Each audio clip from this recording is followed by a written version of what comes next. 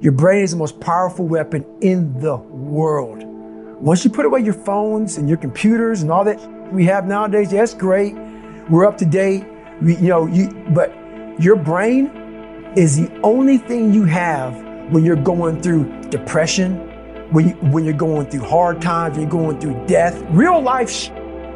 You can't Google that, man. You're alone. You're alone. You may have a shrink you're going to, you may have a best friend you're going to, but there's 24 hours in the day where you're alone in this brain.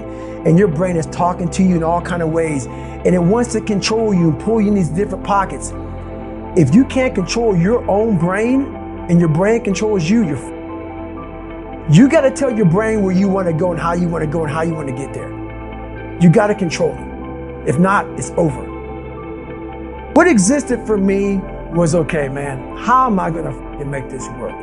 And all I knew back then was hard work. The only way anything gets accomplished. That's all I heard back in those days. You got to work hard. You got to work hard. I'm not getting I can't get this paragraph. I can't remember what the is in this paragraph to pass this test to get in the military. Read again.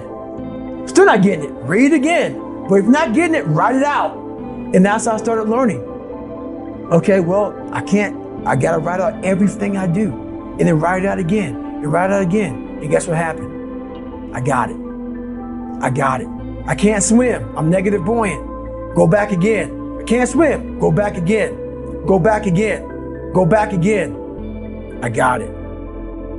I realized if I keep going back and going back and going back until this just becomes, your mind will say, okay, we're going to figure it out. Because he is not going to stop. It's not like I'm going to try one more time. No, it's just like alarm clock goes off, boop, we're going back. I can't read right, we're going back. I gave myself no way out, and my mind realized that. They said, okay, we're going to adapt and overcome now. Like a lot of people say, trying hard. Your mind knows, man. It knows this guy's bull. Man, this guy's lying. There's no truth behind it. When I was in Navy SEAL training, people go, how were you there for 18 months? The program was only 6 months long. You were in 3 hell weeks in 1 year. No one's ever done that. How did you do that? I talk about the new norm. When I lived in a $7 a month place when I was growing up for a short period of time, I loved it. I didn't know any different. That was my norm. Once we moved out of that place, we moved to a $236 a month place. I was like, I never want to go back to that little piece of shit. But if you go back to that $7 a month place and you realize this is where I live, this is all I got. Your mind says, roger that, this is home. So when I was going through Navy SEAL training for 18 months and going back through all the hard parts over and over again, I told myself after the first time, I knew it was gonna be a long journey there. My body was breaking down. It was just how it was going on. I said, you know what? This is my new norm. So my mind said, it's like going to work. Like you go to work, you put your suit and tie on. I go into suffering every day.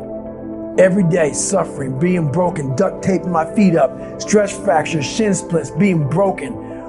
This is my new norm. And your mind says, if we're not broken, this ain't normal.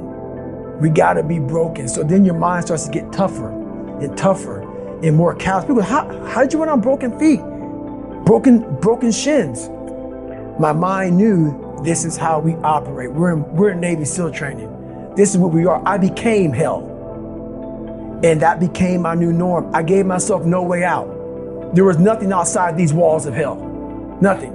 I love God, but for a short period of time, I became the devil because that was hell. I became the boss, the owner, the CEO of Navy SEAL training. That was my mindset. And that's how you get through things. You immerse yourself wherever it is, and you become that. You become that and give yourself no way out.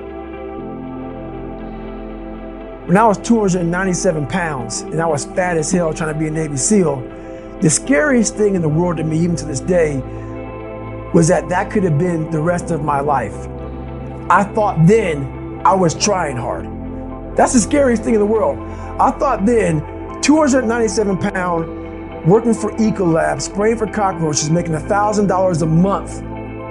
I thought that was me at my 100% potential. Come to find out, a few years later, I wasn't anywhere near that. 106 pounds less, graduated Navy SEAL training, went on to do all these other things.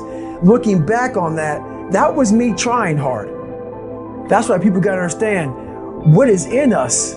We have no idea until we start trying hard. And I mean really trying hard, where you're obsessed with, hey, this is my new norm. My new norm is that, wow, this isn't always fun. It's not always meant to be fun. And that's when you know you're trying hard.